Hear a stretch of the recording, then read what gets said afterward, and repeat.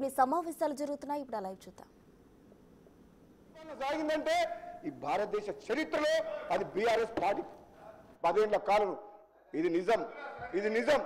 మొత్తం ప్రజాస్వామ్యం కూని కాబట్టదంటే ఈ భారతదేశ చరిత్రలో ఇది బీఆర్ఎస్ పార్టీ. మేము మాట్లాడితే బాగా అనిపిస్తుంది అధ్యక్ష. వాళ్ళు ఒప్పుకోకున్నా ఆనాడు లా అండ్ ఆర్డర్ అధ్యక్ష, ఏ రాష్ట్రమైనా ఏ దేశమైనా డెవలప్ కావాలంటే, ఇన్వెస్ట్మెంట్స్ రావాలంటే, ఎంప్లాయ్మెంట్ క్రియేట్ కావాలంటే లా అండ్ ఆర్డర్ కరెక్ట్గా ఉండాలి. మీ దగ్గర మీ 10 ఏళ్ల నెంబర్ చెప్పమంటారా? 10 ఏళ్ల కాలంలో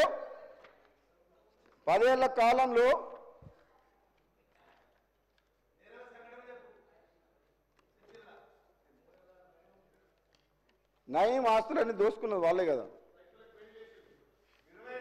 అధికార లెక్కల ప్రకారం తెలంగాణ రాష్ట్రంలో 2014 నుంచి 2023 వరకు 8,742 హత్య కేసులు నమోదైనాయి అధ్యక్ష.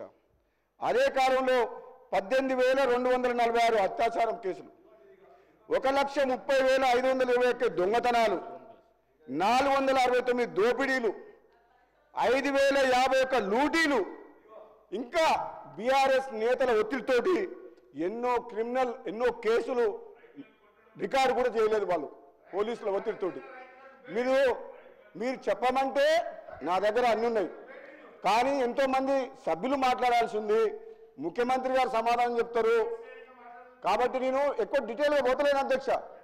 కాకపోతే ఒక్క మాట చెప్పగలను అధ్యక్ష, వీళ్ళ అధికారంలో ఉన్నప్పుడు మంత్రిలో మన శ్రీధర్ బాబు గారు ఇక్కడ ఉన్నారు, ఆ హత్య కేసు లాయర్ దంపతులది, హైదరాబాద్ ఔటర్ రింగ్ రోడ్ పక్కన ఉన్న వెటర్నిటీ డాక్టర్ మల్లన్న.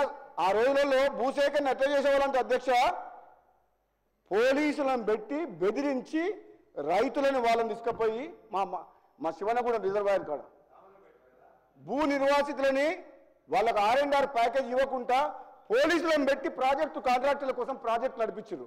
ఆ ప్రాజెక్టులో నీళ్ళు వచ్చేది లేదు, సచ్చేది లేదు, కానీ పోలీసులు అడ్డం పెట్టుకొని చేయించారు. అది లా అండ్ ఆర్డర్ విషయంలో. తెలంగాణ కోసం ఉద్యమం చేసిండ్రు రైతులు, సకల జనులు. వాళ్ళ 10 ఏళ్ల కాలంలో పోలీసులను పెట్టి ప్రాజెక్టులు భూములు లాక్కున్నారు రైతుల దగ్గర వీళ్ళు. అది మీరు లా అండ్ ఆర్డర్, మీరు పోలీసులు అందుకు వాడుకున్నారు. నేను చెప్పుకుంటే పోతే అధ్యక్ష, మంత్రి నియోజకవర్గంలో బీఆర్ఎస్ నాయకులు అక్రమాలు, ఆ న్యాయవాద దంపతులు గట్టు వామన్ రావు గారు, శ్రీధరబాబు గారు నియోజకవర్గంలో. అదేవిధంగా ఇసుక మాఫియా గురించి చెప్పాల్సిన అవసరం లేదు. మా నల్గొండ జిల్లాలో ఆ సభ్యులు లేరు, మాట్లాడదలుచుకోలేదు, కానీ విపరీతంగా కోట్ల రూపాయలు అక్రమంగా ఇసుక మాఫియా, ఇసుక దందా,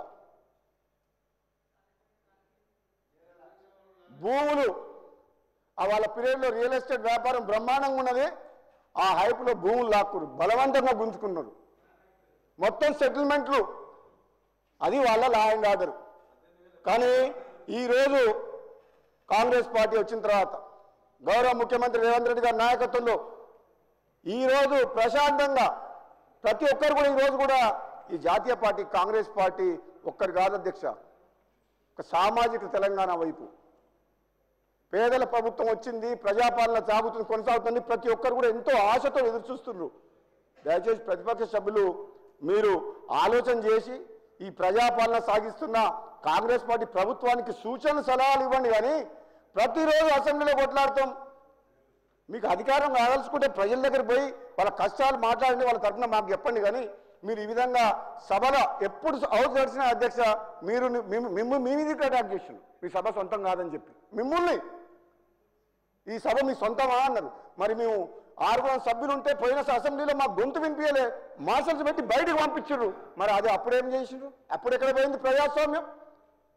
అప్పుడు మా గొంతు నొక్కేసిండ్రు కదా. అందుకనే ప్రజలు మిమ్మల్ని అటు పంపించి మమ్మల్ని ఇక్కడ పంపించారు. అధ్యక్ష, చరిత్రలో ఎప్పుడైనా సరే చివరకు ధర్మం గెలుస్తుంది. ఆ ధర్మం నిలబడినది కాబట్టే ఈరోజు కాంగ్రెస్ పార్టీ ఇక్కడ ఉన్నది. మీ దుర్మార్గమైన పాలన 10 ఏళ్ళు అది ప్రజలు చూసిండ్రు.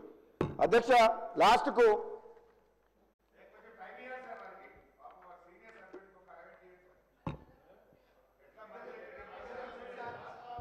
అధ్యక్ష మేము ఒక నిన్న ముఖ్యమంత్రి గారు మేమందరం ఇప్పుడు కూడా ముఖ్యమంత్రి గారు ఈరోజు మేమందరం ఒకటే మాట్లాడుకో అధ్యక్ష వీళ్ళ గురించి ఎంత తక్కువ మాట్లాడితే అంత మంచిది బీఆర్ఎస్ పార్టీ గురించి వాళ్ళ గురించి ఎంత తక్కువ మాట్లాడితే అంత మంచిది మనం ప్రజల పక్షాన ప్రజలకు ఇచ్చిన హామీ నెరవేర్చే విషయంలో ఒక్క నిమిషం వేస్ట్ చేయకుండా ఈ తెలంగాణ ప్రజల కోసం పనిచేద్దాం వీళ్ళని మనం ప్రజలు చూసుకుంటారు వీళ్ళ గురించి తక్కువ మాట్లాడదనే నిర్ణయానికి వచ్చినాం కాబట్టి నేను ఎక్కువ మాట్లాడదలుచుకోలేదు అధ్యక్ష ఈ ప్రతిపక్షం గురించి ఎందుకంటే వీళ్ళు మాట్లాడే కొద్దీ మాకేదో ఉందని వీళ్ళు అనుకుంటారు వీళ్ళు గుండు సున్నా అయిందని ముఖ్యమంత్రి గారు చెప్పారు కదా మన పార్లమెంట్ ఎన్నికల్లో కాబట్టి మీకు మళ్ళీ భవిష్యత్తు లేదు 1000 జన్మలు ఎత్తినా ఆ బీఆర్ఎస్ పార్టీ తెలంగాణలో అధికారంలోకి రాదు మేము చెప్తున్నాం మీకు మీరు అర్థం చేసుకోండి ఎప్పుడైతే తెలంగాణను తెచ్చి బీఆర్ఎస్ అని పెట్టిరో అప్పుడే కథం అయిపోయింది ఇక మళ్ళీ మీరు అనవసరంగా ఏంటంటే సరే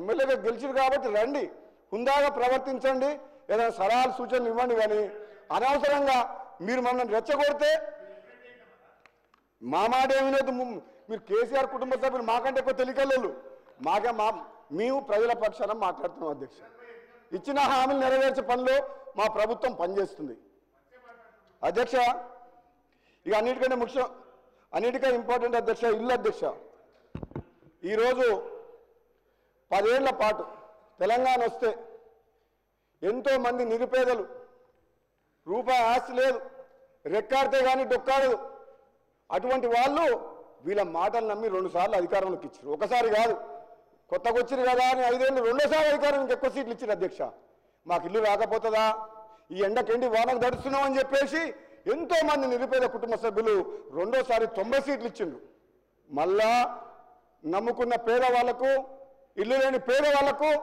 మళ్ళీ మొండి చేయి చూపించారు అధ్యక్ష వాళ్ళు కానీ ఈసారి మాత్రం ఈ చెయ్యి అన్నం పెట్టే చెయ్యి ఈ కాంగ్రెస్ పార్టీ ఎవరి కోసమైతే అధికారంలోకి వచ్చిందో ఎవరి కోసమైతే పనిచేస్తుందో తప్పకుండా ఈ నిరుపేద కుటుంబాలకు ఇల్లు కట్టిస్తాం అధ్యక్ష ఈరోజు హౌసింగ్ మినిస్టర్ పొంగులేటి శ్రీనివాసరెడ్డి గారి నాయకత్వంలో ముఖ్యమంత్రి గారి నాయకత్వంలో మేము ప్రణాళికలు చేపట్టినాం తప్పకుండా గ్రామాల్లో ఎవరైతే అర్హులైన నిరుపేదలకు తప్పకుండా స్థలం ఉండి మొదటి ఫేజ్లో స్థలం ఉండి ఇల్లు లేని వ్యక్తులకు మాత్రం ఈ సంవత్సరం వచ్చే సంవత్సరం రాబోయే రోజుల్లో తప్పకుండా ఇల్లు కట్టిస్తాం అధ్యక్ష అందుకనే అధ్యక్ష మీ ద్వారా ఒకటే అడుగుతున్నా మేము ఎక్కువ రాజకీయ ప్రసంగాలు చేయము అధ్యక్ష గంటలు మాట్లాడదలుచుకోరు అధ్యక్ష కాంగ్రెస్ పార్టీ ఇచ్చిన హామీలు తెలంగాణ ప్రజలకు మీ ద్వారా వీళ్ళు ఎంతో బదనాం చేస్తారు అధ్యక్ష 6 గ్యారెంటీల విషయంలో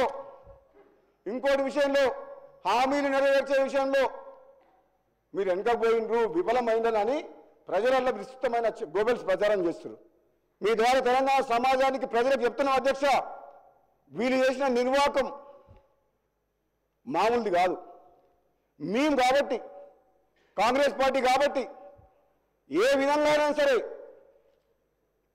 ఈ తెలంగాణలో ఉన్న ఆర్థిక పరిస్థితిని గాడిలో పెట్టి ఇచ్చిన హామీలు నెరవేర్చాలి ఒక్కొక్కటిగా అని చెప్పి ఈ కాంగ్రెస్ పార్టీ ప్రభుత్వం ముఖ్యమంత్రి రేవంత్ రెడ్డి గారి నాయకత్వంలో ముందు పోతున్న అధ్యక్ష తప్పకుండా కాంగ్రెస్ పార్టీ తెలంగాణ ప్రజలకు ఇచ్చిన హామీలు నెరవేరుస్తుంది ఈ పేదల కోసం వాళ్ళ కన్నీళ్లు దూర్చేందుకు నిజాయితీగా నిర్విరామంగా కష్టపడతామని చెప్పి తెలియజేస్తూ సెలవు తీసుకుంటాను అధ్యక్ష థ్యాంక్ యూ